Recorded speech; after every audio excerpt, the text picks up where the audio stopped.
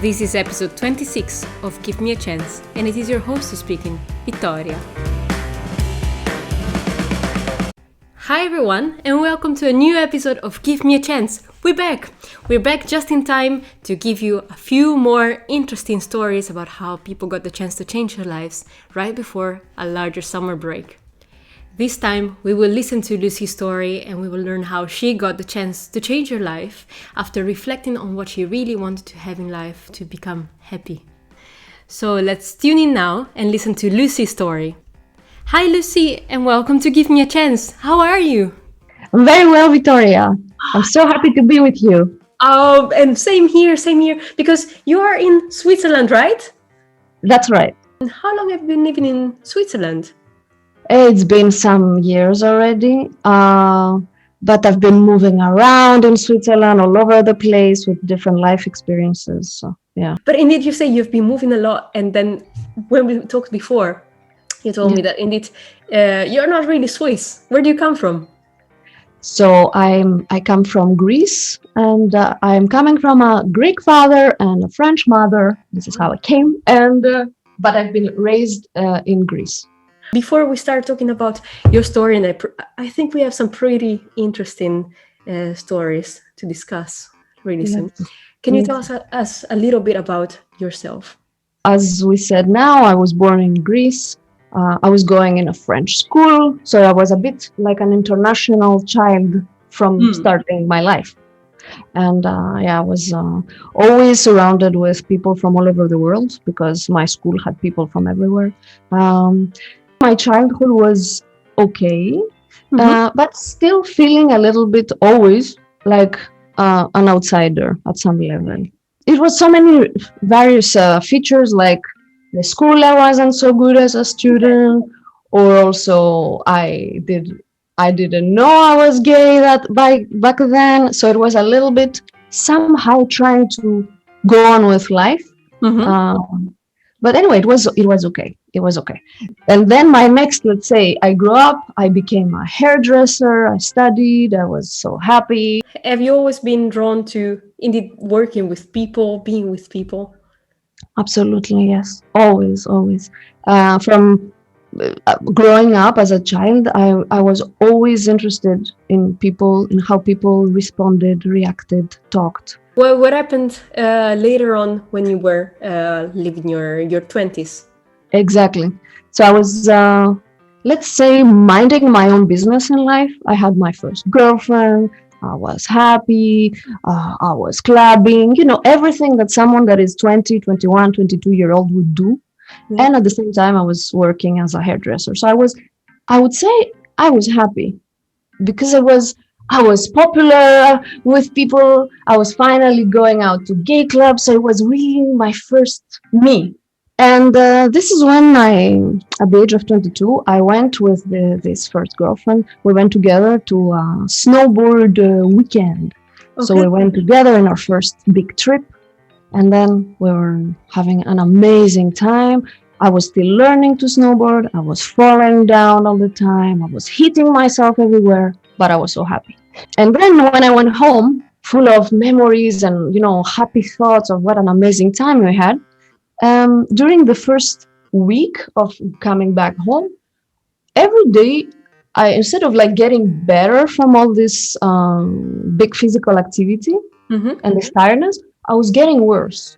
And with the days, I couldn't walk. By the time, about 9th or 10th day later, I couldn't get up. I couldn't stand up to go to the bathroom, for example. Yeah. And this was the biggest turn in my life at 22 when I couldn't walk anymore. Yeah. Out of nowhere. That's indeed really scary also. What was it?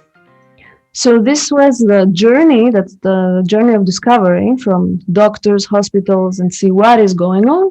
And it was the most, now I know it, the most classic disease that young people and mostly young women of this age, around 20, 30, 40-year-old have, which is multiple sclerosis. Wait, it must have been a really, impactful diagnosis. How did you go about with that? Well, it was, I think, the most shocking thing to just, the shock is to realize that or to try to realize that your life has changed from now on forever. Yeah. And thinking, what am I going to do right now with my life? When you're still so young and full of dreams, you've never thought of this at all. Exactly. And how did your perspective on life change then? Because indeed, that's something that probably turned your plans around, like you said. Oh, completely, completely. So the first thing was, no, it can't be true. It cannot be true. So clear denial. Yeah. And at the same time, trying to move on with my life. But of course, the disease was reminding me every day that I was fooling myself. What are you doing? Do you think that's it? Now we're getting started. Yeah, so it was a very tough moment. Yeah. The first, yeah. Did you still manage to give it a place and go on with your life? Absolutely, absolutely. It took me, it was a continuous growth because I was still so young. Which, Yeah. of course, we are young as long as we feel young. That's not just the age, but I couldn't believe that. Okay, now only bad things are gonna happen. So I thought, no, maybe this is a wake up call and see what can I do different right now. Yeah. So slowly, I started to think of it as an opportunity and trying to see what else can I do. Okay, this is happening to me. Fine. I'm not the first person on earth. I'm not the last person on earth that is going to live with a chronic disease. Yeah. So it's something that I need to see, okay, what I'm going to do now. So this is when with the support of my second fantastic girlfriend, you're going to hear stories with girlfriends because they were the most important factors in my life. So with my second and very long-term relationship, amazing girlfriend, she supported me on study and change my life and start over. How did she change your life? Well, she was there to show me the way that you're young, take the opportunity, start to study something else. I'm here for you to support you, and just do it.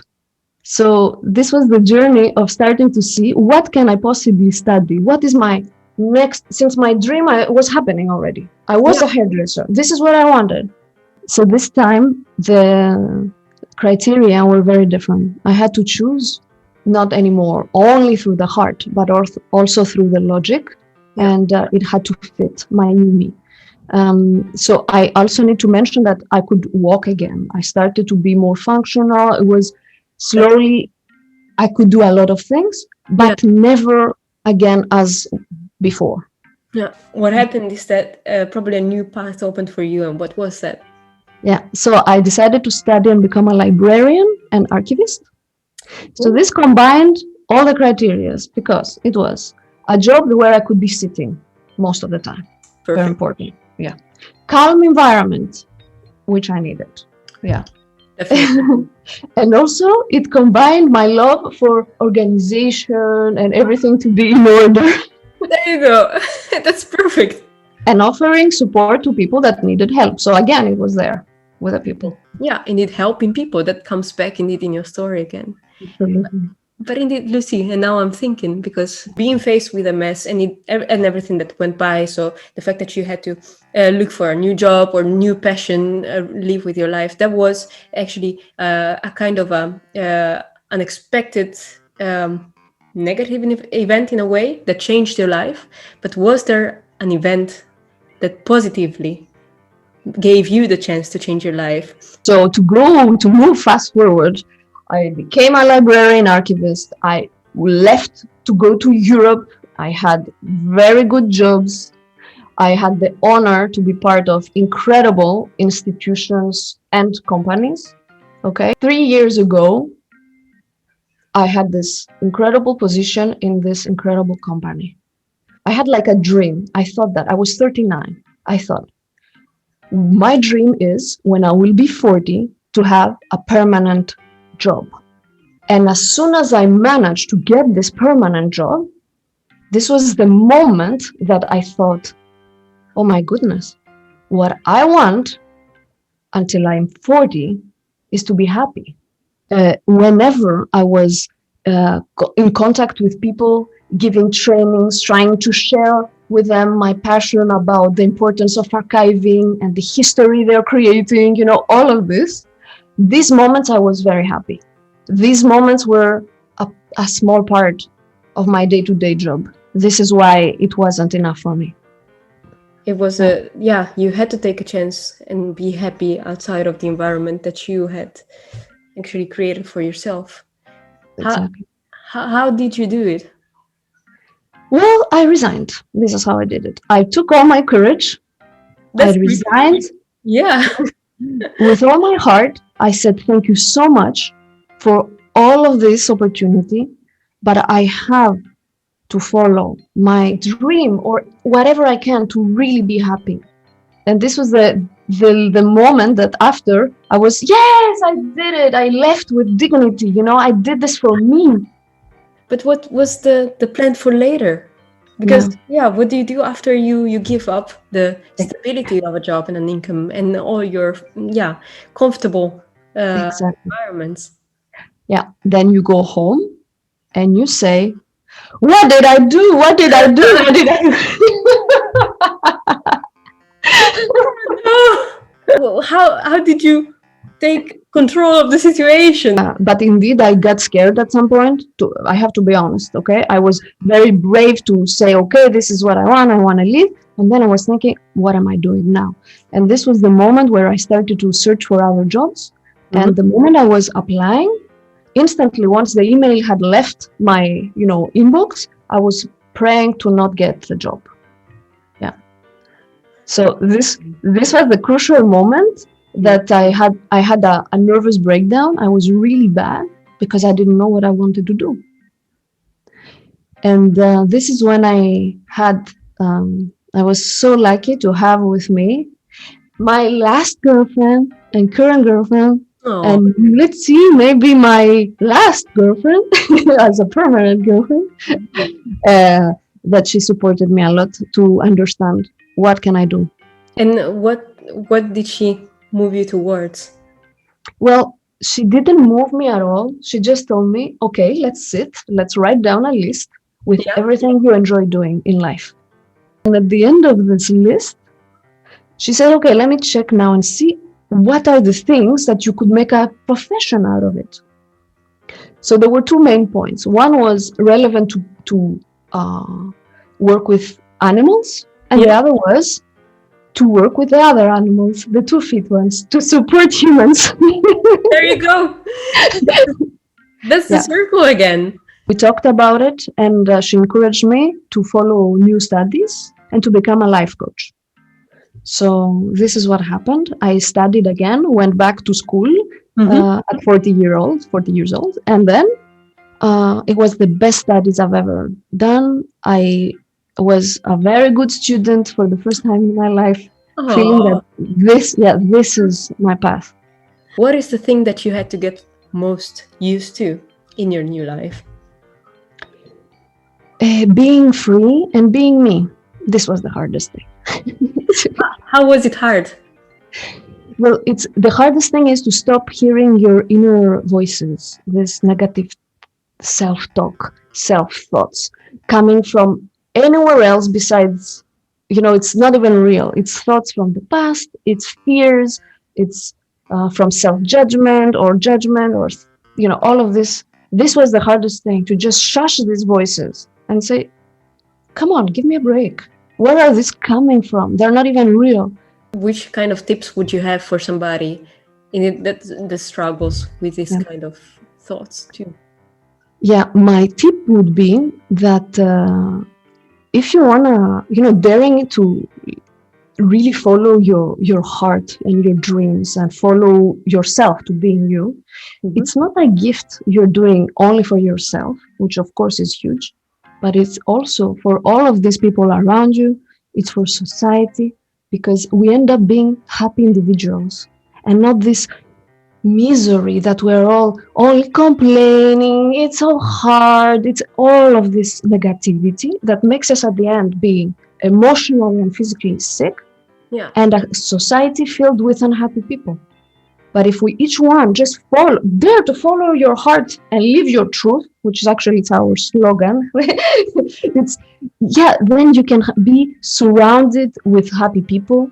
You can be the one that is happy, supporting others to feel the same, and we can do amazing things into this world. Unhappiness is, of course, something that is dragging us down, and we shouldn't ever give room for that to take over.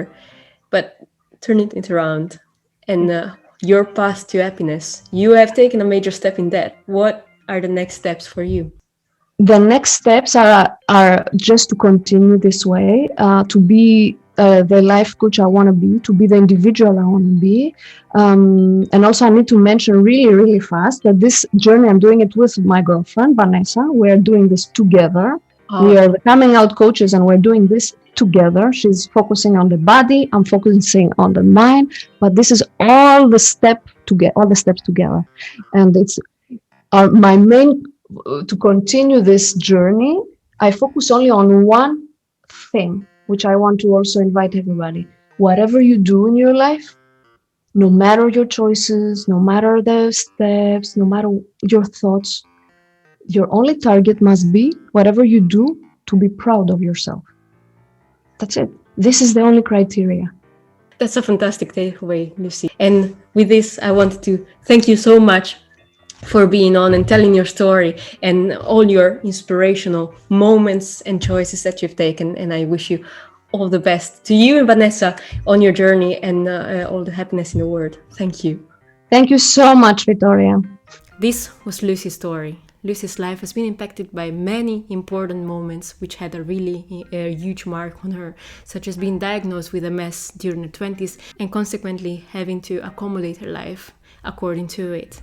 But what really changed her life was the realization that she really wanted to be happy in life. And that's the reason why she decided to leave her job and become a life coach, so that she could thrive and also help other people with that.